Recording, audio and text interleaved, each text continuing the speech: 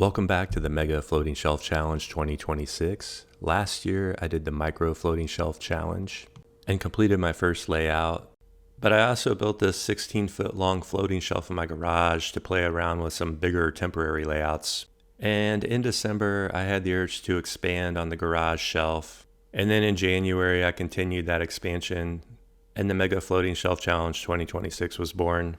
I just want to see how far I can get with a room-size layout in 1 year.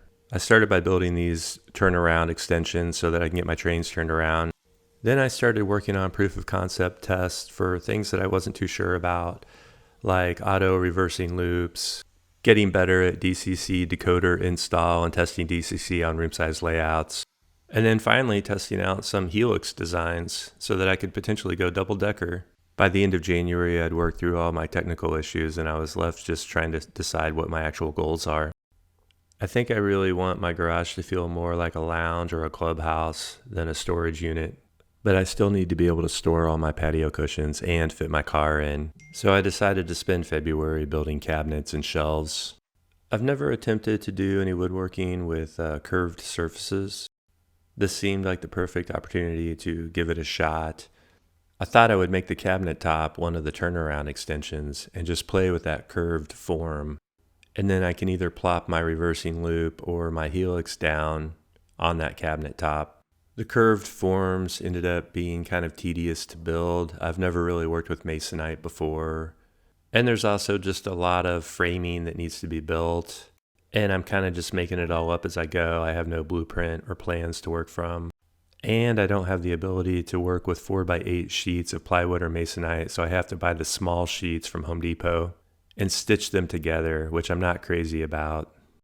This curved surface would have worked a lot better if I could have used a single sheet. And then I set about ripping out the helix hatch that I had built in January. It seemed so clever at the time, but now it's obsolete. As I painted, I spent a lot of time thinking about what my goals are for this layout, and I've decided that I'm not going to go double-decker, so there's going to be no helix. Bigger is not always better, and even this single-decker layout is going to be an enormous project to try to complete. Sadly, I don't think one cabinet is going to be enough, so I need to build another cabinet. The second cabinet will go a lot quicker because it's just square and it'll fit nicely right underneath the shelf.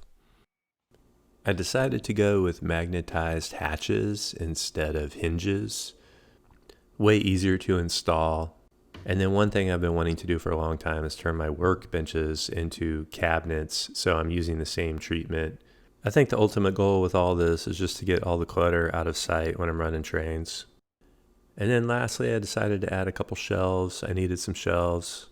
Now I just need to paint up all the new cabinets that I built and do a ton of vacuuming, clean up all the dust, and start building trains.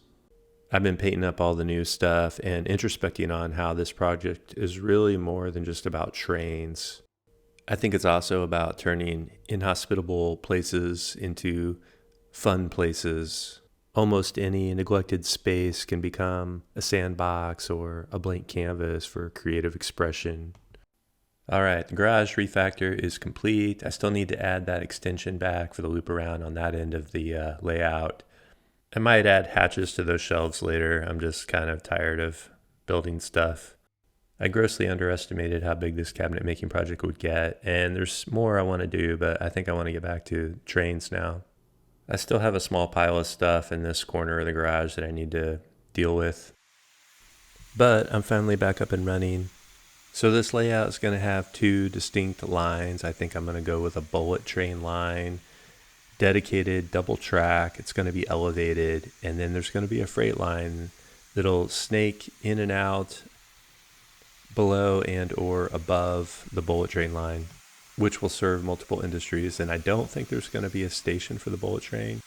This layout will depict what happens between bullet train stops with local industries and switching yards as passengers whiz by at 300 miles an hour. I went to the Great Train Show in Vallejo last weekend on a whim and ended up purchasing this Amtrak Superliner. I could see potentially modifying this train to fit my theme of in the year 2072. It could be sort of an ancient relic that's been repurposed for local transit. It could even run on the local freight lines, just like Amtrak does here in the States. It could definitely make for some interesting operational situations. This is a crude drawing of what I'm thinking right now. Blue indicates the bullet train line, and those turnaround extensions are the world beyond. So it'll just kind of read as a double main line, and each end of that main line will sort of disappear into a mountainside.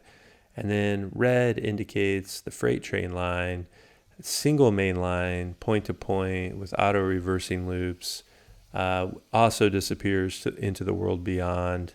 And I think there's going to be enough room for 3 or 4 industries. It's a pretty big layout, but I want to keep it very simple, and I'm going to avoid feature creep at all costs. In my mind, this entire layout has fewer than 10 turnouts. So I got to get the freight line sorted, and I got to get the industry sorted, but I've got a lot of ideas. The year 2072 is going to be a very interesting place.